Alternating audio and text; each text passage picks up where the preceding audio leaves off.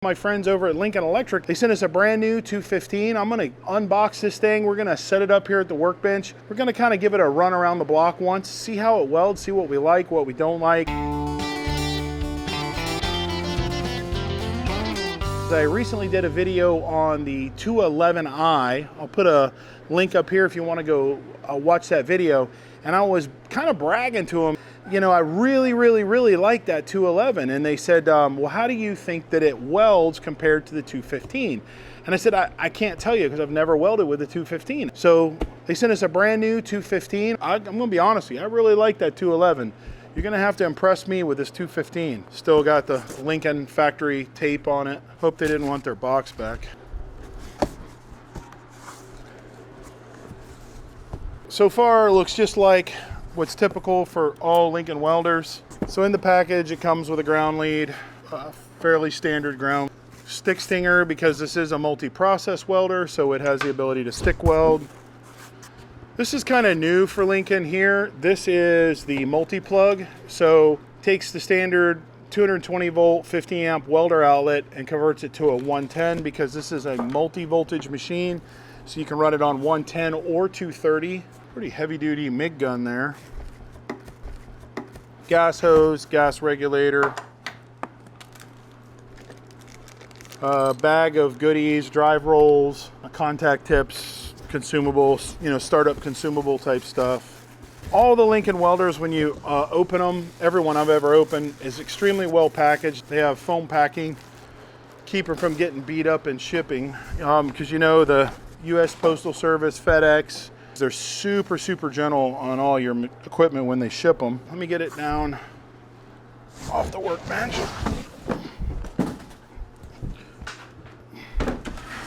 Seems like it has very similar weight to the 210 MP that Lincoln's been building for years now.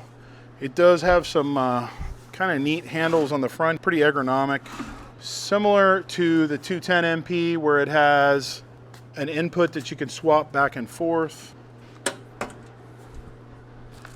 The instructions. Just kidding, safety police. I know we need to read the instructions, but guys in the shop, read the instructions third. We all touch the welder first and then try to figure it out, and then we read the instructions. That's how we do it.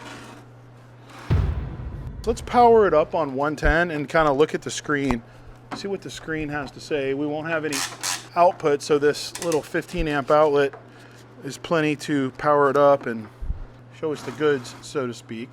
Put on the old man glasses. So our options here are MIG with C25, that's 25% carbon dioxide, 75% argon, straight CO2, completely manual CV mode like it was an old style machine. It'll run flux core, spool gun, stick, DC TIG. It has a settings menu and a memory load feature. Let's go to settings and see what it has for us. We can pick from units, languages, arc effects, the brightness for the screen, give information about the machine, and then it has a factory reset. If you got this machine all out of whack and you can't figure out what you did, you can set everything back like it was when you got it out of the box. We're gonna weld with C25, 75-25 today.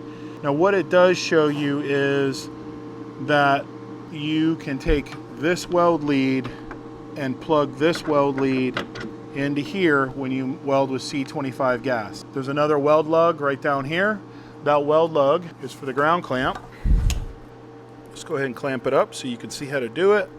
This actually feels like a fairly decent ground clamp. I talk about this in the other videos. One of the things I like about these Lincoln ground clamps is they put a piece of woven copper in here and 2 sets of copper contacts. A lot of the cheaper ones just have a copper bolt with the ground lug on it, and it doesn't give you that extra ground to handle high current. I really do like these for this price point of machine. This Amphenol in the front is for our foot control if we were to decide to DC TIG with it. So foot control and TIG torch is something extra that you would have to add to it. It doesn't come out of the box. A lot of people already have a TIG 200 or have another TIG welder, so that Amphenol, that foot control will work. This is our MIG gun. So we're going to install the MIG gun now. There's a thumb nut right here. We're going to loosen that. We're going to take this part of the MIG gun and we need to make sure we push it all the way in. I know the temptation is to stop when it gets difficult, but it goes all the way as far as it'll go in, and then tighten this down. The reason is there's 2 O-rings in there. The gas comes between those 2 O-rings, and if you don't get it in there far enough, you just leak gas and you have all kinds of issues. When I spool one of these, I like to just go ahead and take the contact tip off. They send you a roll of wire in the package to start off with. So the question becomes, with these multi-process welders, is it a MIG welder that stick welds and TIG welds, or is it a stick welder that MIG welds and TIG welds, or is it a TIG welder? Just take this roll, pop it right through. This little white pressure nut goes back on there. Always make sure that you're running the right size drive rolls. So that's an 025 drive roll, and our guide, if you look right here, it'll say this size guide is 025 to 035, so we're perfect there. We'll slide this back in here, take our drive roll, put our drive roll back on here, the quarter turn to lock it in place. The guide cover just goes on here.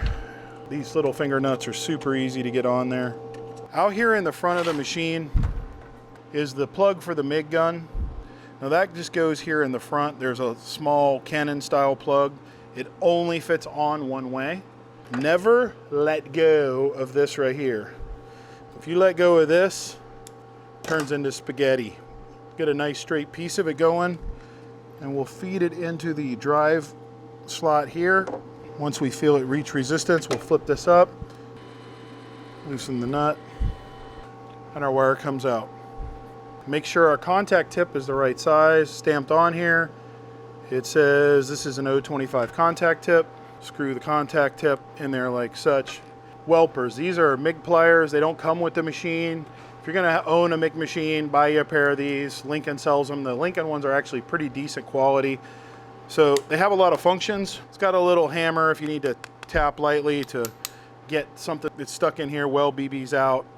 This little round hole here is for your contact tip. When it's hotter than the gates of hell, you can grab it and loosen it to screw it off. Also fits perfectly to tighten it. When this cup needs to come off, sometimes it gets stuck on there. That's what this is for right here on the back side. Grabs this.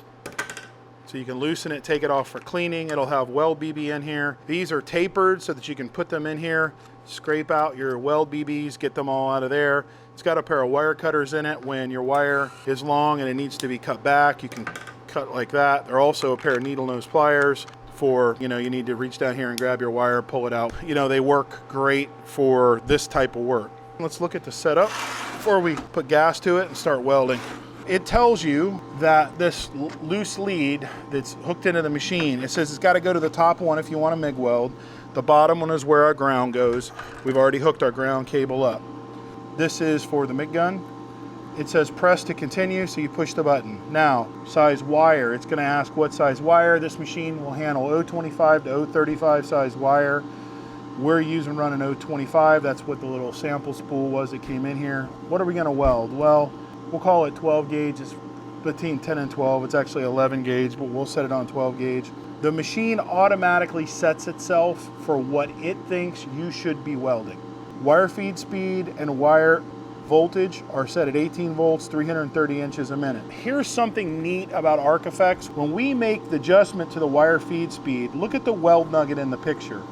What it's showing you is as you change the wire feed speed, how it's going to affect the weld. It's going to make a much deeper penetration weld. Anytime this little slider here is in the green, we know that this is probably within parameters. Same is true with voltage. Look at, as we change the voltage, it'll change the way the weld looks, the weld nugget looks. That's what Arc Effects does, is it just puts it in a picture form for you, so it helps you understand while you're making these adjustments how it's going to actually affect what you're welding. We can change all of the different options within the machine. You can change the thickness of material, we can adjust run-in, we can pre-flow, post-flow, we can do a step trigger setup. I'm going to be honest with you, a lot of this is more than, as a beginning welder, you're going to want to adjust. We can change the inductance of the machine, the gas purge time when you squeeze the trigger, how long the gas purges out before it starts to actually weld. and we can save things to memory. You don't even have to go into that menu to be able to weld with it. Let's see what TIG options we have. TIG shows you that we need to switch the leads, and the TIG torch needs to come down here to the negative because we always TIG weld in DC electrode negative. The ground will come up here to the positive. This will become disconnected. Just so you understand, when you TIG weld, this doesn't hook to anything because this lead only comes over here and powers the MIG side of the machine. Once we unplug it, the MIG becomes non-operational. Really like that. It's pretty self-explanatory. We're gonna weld C25 gas. We'll go through the menu real quick. Yep, it's all hooked up. Yep, that's correct. No, we want to go to 12 gauge. Yep. Here we go. Boom, boom, boom, and boom. All right. We need to hook some gas to the machine. So what I'm going to do is I'm just going to put the machine over here. I'm just going to use the bottle that's on the welding cart. Take the ground clamp. We'll hook it to our work surface. Now that we've plugged the machine into 220 volts, it'll now allow us to weld 10 gauge. When we were running 110 volts, it limited us at 12 gauge. So it gives us a little more output. It is saying 20 volts, 345 inches a minute for 10 gauge, running 025 wire. We need to get some fume extraction going here, get the fume out of the shop. People yell at me all the time for it, so everybody can be happy. I got a fume extractor here. Let's do a little butt weld.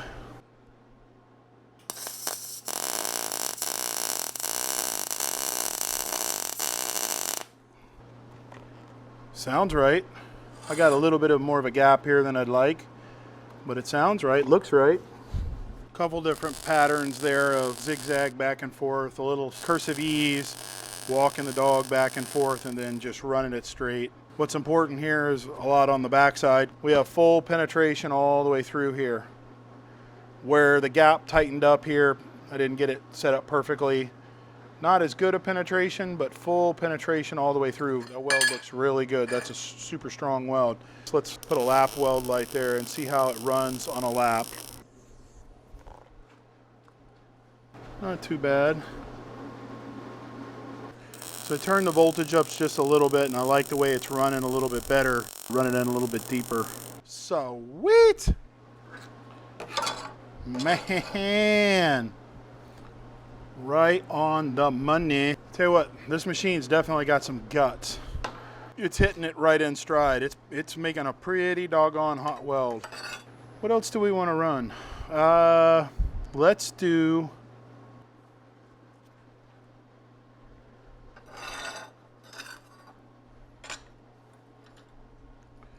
like when a corner comes to another corner and there's a gap.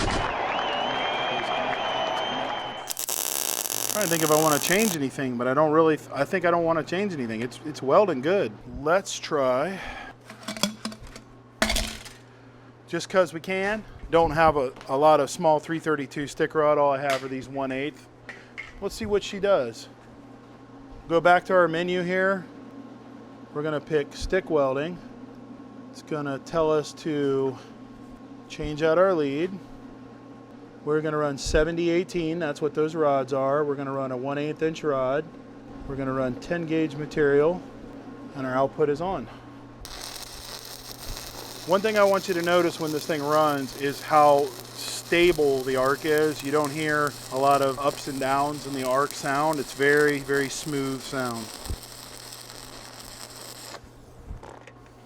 That's doggone near perfect. Needs a little better cleaning up, but the only error there would be my error, not that of the machine. All right, so here's my takeaway on the 215. Super impressed with the machine, does everything they said it was supposed to do. The machine performed flawlessly for me, did exactly what I asked it for.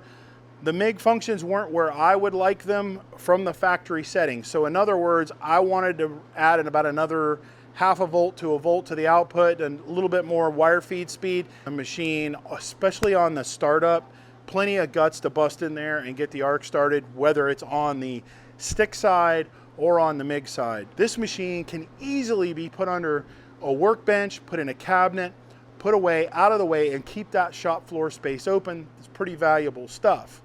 This machine has the ability to make you money because you can transport it from place to place. It has the ability to run on 110 volts, make all those tack welds, hold everything in place, bring it in the shop, and weld whatever you need. I hope you've enjoyed the unboxing of this machine.